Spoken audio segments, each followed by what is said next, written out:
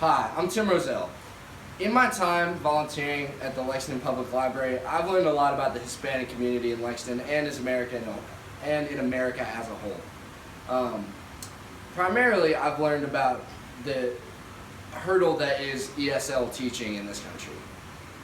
Of our population here in America, 17% is Hispanic American. That means 1/5 of that's Hispanic American with Spanish as a primary language. And that means 1/5 of our population does not speak English as a first language.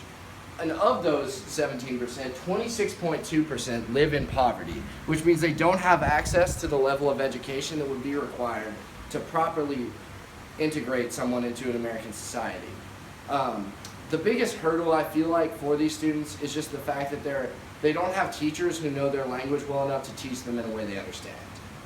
For example, there's a kid who I help out with geometry homework a lot, but he doesn't speak enough English for me to be able to communicate my knowledge on the subject to him in a way that he can understand. And despite the fact that he's not an unintelligent student at all, he is very much struggling because he doesn't have a teacher who speaks Spanish well enough to communicate the intricacies of geometry.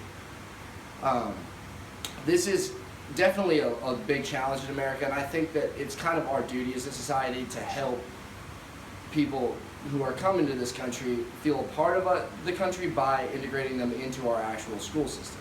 And if we try and force students who don't speak English into English-speaking classrooms, trying to teach them in a language they don't fully understand, that they don't have mastery of, they're going to struggle. And it's going to paint them as less intelligent. They're going to come out and they're going to perform poorly, and it's going to stigmatize education in this country.